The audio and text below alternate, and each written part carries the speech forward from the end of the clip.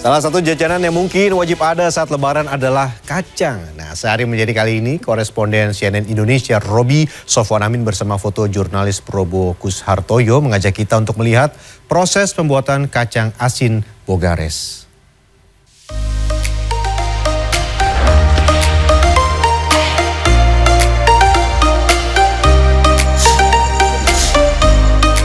Jika kita melintas di Desa Bogares Kidul, Kecamatan Pangkah, Kabupaten Tegal, Jawa Tengah, kita akan menemukan banyak pedagang kacang asin yang diproduksi warga sekitar. Kacang asin yang ada sejak tahun 1950-an ini kemudian lebih dikenal dengan nama kacang Bogares karena berasal dari daerah Bogares Kidul. Ya ini nih, saya udah sampai di oleh-oleh salah satu khas Tegal, kacang Bogares. Seperti apa kacangnya? Wah,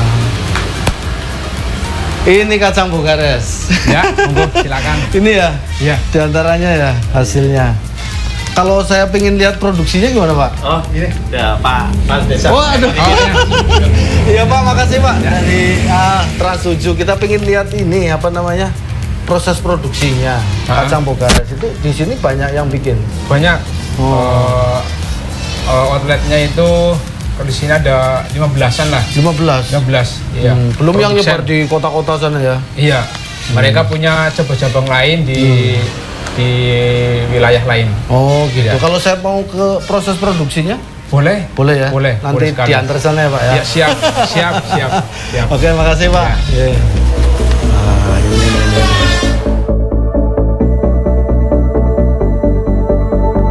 Penasaran dengan proses pembuatan kacang Bogares? Saya langsung ke salah satu tempat pembuatan kacang Bogares di Desa Harjosari Kidul, Kecamatan Adiwerna, Kabupaten Tegal.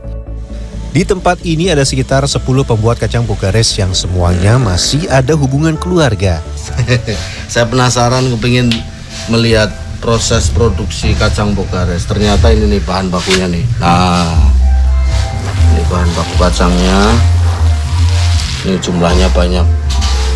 Sehari biasanya mereka bikin antara 1 karung sampai 2 karung. Kalau hari raya itu sampai 5. Gitu. Kalau hari raya sampai 5 karung ya per hari. Bulan puasa ya. Per hari? Iya. Kali ini saya akan membuat 1 karung kacang Bogares dengan berat 50 kg. Pada tahap awal, kacang dimasukkan ke dalam bak penampungan untuk direndam dengan air seperti ini. Agar pada saat dimasak hasilnya bagus, kacang harus direndam paling tidak selama 4 jam.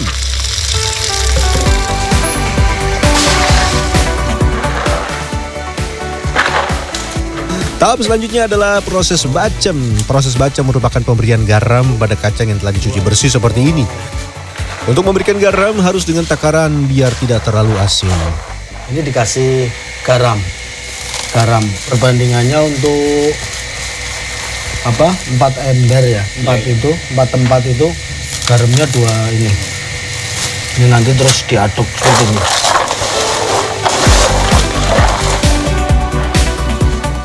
Setelah dibacem atau diberi garam, didiamkan dulu selama 4 jam. Tahap selanjutnya kacang akan dijemur. Proses penjemuran bertujuan untuk mengurangi kadar air di dalam kacang sebelum kacang digoreng. 1 karung. 1 sini, masukin sini semua. Jadi apa? Kacang ini itu kalau di Indonesia dulu awalnya ini di Indonesia kacang-kacang lokal. Tetapi seiring kacang Bogares semakin dikenal, semakin banyak peminatnya, stok lokal itu tidak mencukupi ya. Akhirnya kacang-kacang impor sudah mulai masuk nih kayak ini dari Vietnam, dari India. Tapi diproduksi di Tegal dengan orang mengenalnya sebagai kacang Bogares ya.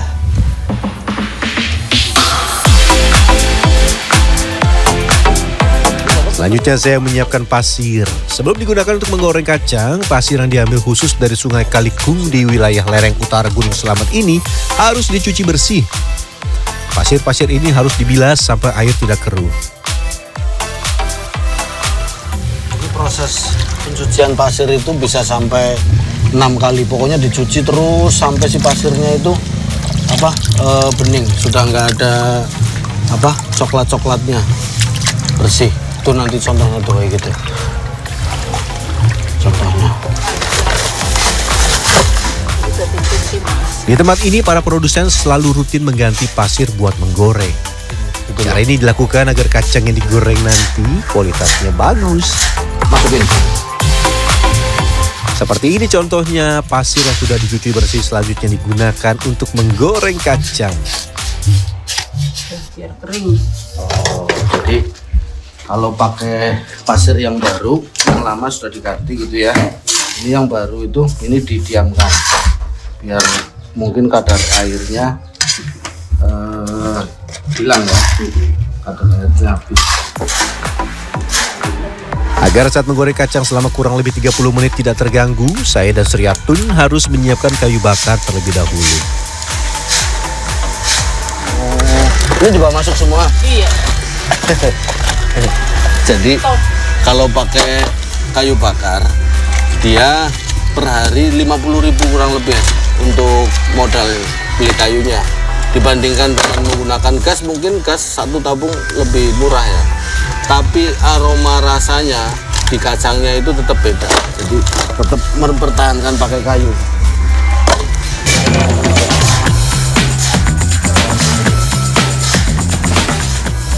Untuk 50 kg kacang dalam sehari paling tidak bisa 9 kali menggoreng kacang. Ya, kalau 1 kali menggoreng 30 menit, berarti untuk menggoreng dibutuhkan waktu sekitar 5 jam. Wah. Tentunya saya juga penasaran mencoba menggoreng kacang dengan pasir. Nah, agar kacang matang merata dan tidak gosong, saya harus terus membolak-balik kacang seperti ini. Ini saking sudah lamanya ya. Jadi itu mesinnya sangannya itu wajahnya itu udah pada ini pada bolong sampai pada bolong. Jadi saya mesti hati-hati. Setelah setengah jam digoreng, kacang sudah matang dan selanjutnya proses memisahkan kacang dengan pasir seperti ini.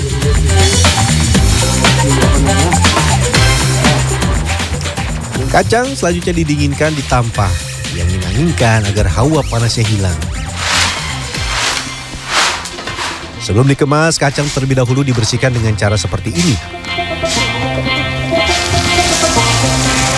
Ya udah jadi nih. Ya. Tas dulu, tas. Terakhir. Oh iya, kacang Bogares luar biasa. Ini ditimbang per ininya berapa, Bu? 5 kilo. Jadi setelah matang, ini ditimbang setiap 5 kilo. Seperti ini nanti terus. Ini udah 5 kilo belum, Bu? Belum. Para produsen kacang Bogares menjual dengan kemasan tiap 5 kg. Selanjutnya, grosir atau toko akan menjual secara eceran atau dikemas dengan berbagai kemasan dan ukuran seperti 200 gram dan 500 gram. Biasanya pada bulan Ramadan dan menjelang Lebaran, permintaan dari pelanggan ini meningkat sehingga para produsen membuat stok yang cukup banyak. Bahkan nih, beberapa produsen di tempat ini harus menggoreng selama 24 jam tanpa berhenti. Untuk pemasaran, kacang Bogares tidak sulit. Sejumlah toko grosir ini datang mengambil sesuai dengan kebutuhan dan pemasaran. Seperti saat ini, pengiriman bisa menggunakan sepeda motor seperti ini atau becak. Nah ini nih yang udah jadi nih, banyak banget nih. Ini segini 5 kilo. 5 kilo berarti terus langsung dari sini, dari perajin bawa ke grosiran. Ini mau bawa berapa, Pak? Cuma bawa 5 ini yang nanti Oh 5 yang tadi itu ya. Oke. Udah ini saya bantuin ya, Pak ya. Bawa 2. Wah. Ini udah mau laku dijual. Menurut Muhammad Arifin, Kepala Desa Bogares Kidul, saat ini kacang Bogares tidak hanya dijual di pasar lokal, tapi sudah menjadi oleh-oleh khas Tegal dan bahkan sudah diekspor ke Selandia Baru. Dulu memang kacang lokal itu mendominasi untuk kacang Bogares ya. Nah, setelah berjalannya waktu, semakin banyaknya konsumen, semakin banyaknya toko, produksinya banyak, kayak kewalahan. Kacang lokal itu sangat sangat tidak bisa memenuhi kebutuhan dari produsen. Iya, sehingga memang sekarang kita mengimpor bahan baku, mengimpor bahan baku kacang itu, kacang bogaresnya. Nah, mungkin liputan tentang kacang bogares kali ini bisa menginspirasi Anda untuk menyiapkan jajanan sebagai hidangan di meja saji. Atau jika sudah dengan proses yang panjang, Anda bisa membeli kacang asin bogares yang tersedia di sejumlah tempat oleh-oleh di Tegal. Nah, ini setelah saya ikut produksi seharian, Mbak. Ini terakhir dikemasin seperti ini ya? Iya, betul. Oh, dikemasin masing-masing 500, 200. 250. Boleh nyobain dong, Mas? Boleh. Oh iya, sini. Nih, kacang bogaresnya.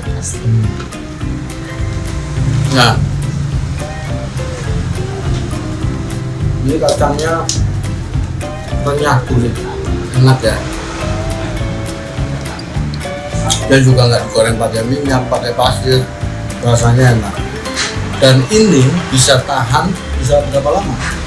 Bisa 1-2 bulan. Ya 1-2 bulan. 1-2 bulan. Jadi kita pun bisa tahan 1-2 bulan. Bisa mengamin Robo Kusatoyo Tegal, Jawa Tengah.